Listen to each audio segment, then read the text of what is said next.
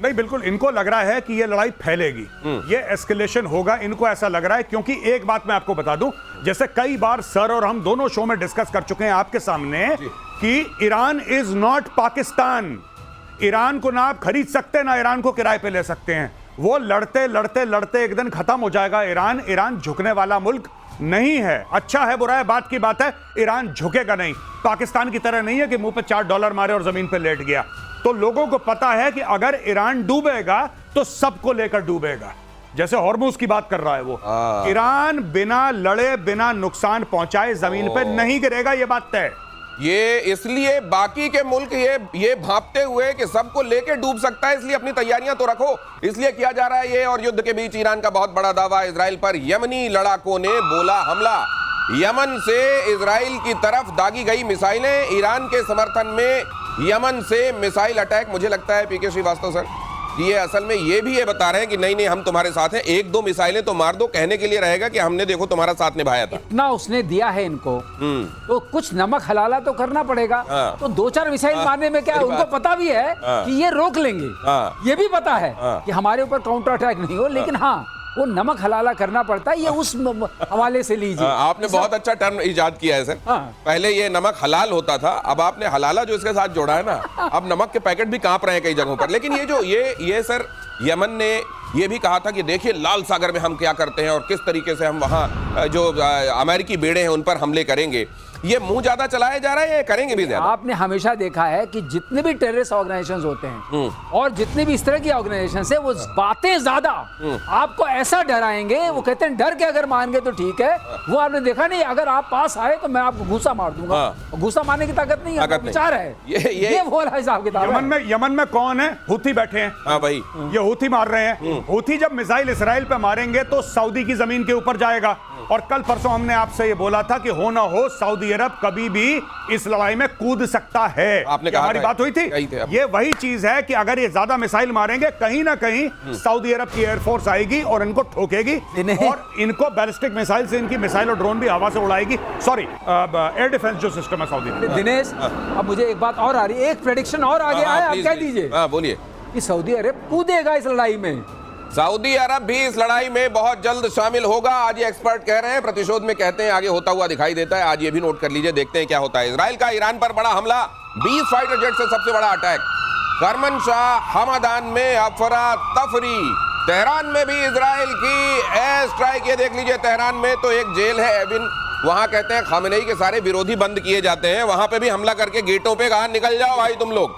वहां एक घड़ी लगाई हुई है सर, जिसको इजराइल के डिस्ट्रक्शन की घड़ी कहा जाता है। शब्द से लोग डर जाते हैं। हाँ, ये घड़ी मोरा दिल धड़के वाला जो है, एक घड़ी वो बाघेरी को भी दी थी यहाँ मुनीर ने, उसका भी यहाँ एक घड़ी बनाई भाई लोगों ने। खामेनेई ने कहा कि 15 सालों में देखिएगा आप इजराइल तबाह हो जाएगा। ये 2015 में कहा, तो 2021 में भाई लोगों ने घड़ी बना दी। इजराइल के डिस्ट्रक्शन की घड़ी जो काउंटडाउन लगाए हुए हैं कि 2040 तक इजराइल साफ। इतनी अगर आप दुश्मनी रखते हुए किसी को पोर्ट्रे करके बताएंगे कि हम तुम्हारे इतने बड़े दुश्मन हैं, तो इजराइल तो अभी तक बेचारा फिर भी बहुत सहता चला गया। नहीं, इन लोगों ने यही करा है। इजराइल को मार देंगे, यहूदियों को मार देंगे, हम ये कर देंगे, हम वो कर देंगे और तुम्हारी नस्लें बर्बाद कर देंगे। एक बम मारा, फिर बोला यार ये तो बड़ा गलत आदमी है इजराइल, ये तो बहुत मारता है। अरे तुम जहर उगलते हो तो मारेगा ही तुम्हें, जब तुमने दुश्मन करार दे दिया। ये जो आप बात कर रहे हैं ना इसकी, ये जो अभी आपने न्यूज पढ़ी, यहाँ पे हर जगह बम मारा, उनकी एयरफोर्स गई और एयरफोर्स ने तेहरान में और दीगर शहरों में उन्होंने मिसाइल मारी, बॉम्ब मारे अपनी एयरफोर्स से। मैं एक बात पूछना चाहता हूं कि वो ईरान की काबिल एयरफोर्स जिसके कसीदे पढ़े जाते थे कि ईरान की एयरफोर्स है और आएगी धुआं धुआं कर देगी, आपने सुना एक जहाज नहीं उड़ा उनका? एक जहाज, वो एयरफोर्स है कहां पे ईरान की? सर वो वाले अगर वो उड़ा देंगे फाइटर जेट जो रखे हुए हैं, 80 के दशक के फाइटर जेट जो इनके पास थोड़े बहुत हैं, तो उनके कलपुर्जे उड़ते हुए ज्यादा दिखेंगे बजाय इसके। तो वो उड़ा के रिस्क कैसे ले लें? इनको डाउट है कहीं इजराइल तक पहुंचे ना पहुंचे, कहीं बीच में पता लगा सऊदी अरब में गिर गए, इराक में गिर गए कहीं पे। गौरव सचमुच नहीं पहुंचेंगे, रेंज नहीं है जी, वहां पहुंचेंगे नहीं। लेकिन एक बात और है, जो इन्होंने अभी उड़ाया ना वो जगह कुर्रम और क्या जी, वहां सारे इनके फतह मिसाइल्स हैं। ये जो मारा है इस बार, ये बहुत बड़ी बात है। रनवेज को खत्म कर दिया, जो भी छोटे मोटे बेचारे थे उड़ नहीं पाएंगे। हेलीकॉप्टर्स खत्म कर दिए, मिसाइल लॉन्चर खत्म कर दिए, और मिसाइल लॉन्चर खत्म किए, अब मिसाइल्स भी खत्म कर रहे हैं। अगर मिसाइल्स खत्म हो गई, इनके पास उस रेंज की मिसाइल्स उड़ी है ना, उसमें से बाकी गंवा दी, अब 200-250 बची होंगी। उसमें मार दिया, पता नहीं कितने चले गए। तो ये बहुत बड़ी खबर है। ये जो मारा है, इजराइल क्या कर रहा है, चुन चुन के इनके जो भी फैंग्स हैं, हम बोलते हैं ना जो फैंग्स हैं, उसको कट कर रहा है एक के बाद एक। जहर के सारे दांतों को तोड़ा जा रहा है और ये चुन चुन कैसे, तो मेरे को धर्मेंद्र पाजी भी थोड़ी देर के लिए याद आ गया। ईरान के 6 एयरपोर्ट पर इजरायली हमला, ईरान के 15 फाइटर जेट तबाह, ईरान के F-14, F-5 फाइटर प्लेन्स को भारी नुकसान, बैलिस्टिक मिसाइल का इंजन बनाने वाली फैक्ट्री पर बमबारी। ये देखिए, यही कहा जा रहा था। ये थोड़े बहुत जो जमीन पर सैटेलाइट से जब देखते हैं आप, तो नक्शे के तौर पर जहां भाई लोगों ने थोड़े बहुत अपने प्लेन खड़े हैं, देखो मेरा प्लेन खड़ा है, तो उसको भी उड़ा दे रहे हैं ये। खड़ा तो रहने दो, चल तो वैसे ही नहीं पाएगा। कई जगहों पे लगा दिए जाते हैं ना चौक चौराहों पे इस टाइप से कि ये था, पहले लड़ता था। Static display. इनके पास हैं कौन से वाले फाइटर जेट्स वैसे सर? F-14 अच्छा, पुराने। एक्चुअली इनके पास जो जहाज जितने भी हैं वो शाह के जमाने के हैं, और इतने पुराने 79 से पहले वाले हैं। तो बाद में जब ये कट्टर सरकारें आई तो इन्होंने ये तय किया कि हम केवल मिसाइलें बनाएंगे, मिसाइल बनाएंगे, उस पर जोर दिया। और मिसाइल अगर इनकी रीढ़ है तो मिसाइल पर भी क्या हो रहा है वो भी देखिए। सारे जहर के दांत तोड़े जा रहे हैं जैसा कह रहे हैं मार्शल। और ईरान के 6 एयरपोर्ट तबाह हुए हैं इसमें, Tabriz, Hamdan, Tehran, Isfahan, Mashhad, देजफुल। ये यहाँ कहीं एयरपोर्ट हुआ करते थे वाला जब इनका नक्शा ये वाला बनेगा, ये ऑब्जेक्टिव क्या ईरान को पूरा बदल देने का, मेक ईरान ग्रेट अगेन वाली जो बात है वो होगा क्या? वही चैप्टर है। देखिए मैं आपको बताऊं, चाहे ये लोग पीट हेग्सेथ मना कर ले, मार्को रूबियो मना कर ले, तुलसी गैबार्ड मना कर ले, सच बात तो ये है कि ट्रंप के मुंह से बात निकल गई, मेक ईरान ग्रेट अगेन। और जब तक जो हम बात करते हैं इंटेंट और कैपेबिलिटी की, कैपेबिलिटी तो आपने फोड़ दी उनकी। आपने उनके न्यूक्लियर पे बम मार दिया, आपने उनके बैलिस्टिक मिसाइल, उनके एयरक्राफ्ट सब में बम मार दिया। अब इंटेंट की बात है, नियत। ईरान की नियत कैसे काटोगे? जब तक इनकी लीडरशिप चेंज नहीं होगी, इनकी नियत नहीं कटेगी। नियत इंसान बांधता है, नियत हथियार नहीं बांधते, नियत इंसान बांधता है। ये इंसानों को निपटा रहे हैं, ये स्टोरी है यहाँ पे। ये जो कह रहे हैं कि ट्रंप के मुंह से निकल गया, हो सकता है अभी उसका टाइम नहीं रहा हो, लेकिन वो आके बोल गए मेक ईरान ग्रेट अगेन। और ग्रेट अगेन मतलब उनकी निगाहों से ग्रेट तो कैसा होगा समझ लीजिए। इजराइल का ईरान पर मिसाइल से हमला, इजरायली डिफेंस सिस्टम ने उड़ाई मिसाइल, ये देखिए जरा। लेकिन इसके बीच में एक बात मैं और करना चाहता हूं, अगर वाकई इन्होंने उनकी न्यूक्लियर फैसिलिटीज को वाकई तबाही कर दिया, इनके जो बॉम्बर आए थे अमेरिका के, तो इजराइल फिर से फोर्डो पे हमला क्यों कर रहा है? आज फिर हमला किया है फोर्डो पे। ऐसा है, फोटो पे जो हमला किया है अब ऊपर वाले का सॉर्ट आउट करना है। नहीं सर, वो ये बता रहे हैं कि B-2 बॉम्बर जहां पे छेद करके गए थे ना, वो बड़ा बड़ा जो काला काला से दिख रहा है, और डाल दिया, उसी में और डाला है। ये तो कहते हैं मैंने मारा, जैसे आपने किसी को मार दिया, ओड़ में खाद, उसके बाद भी गोली मारते रहते हैं।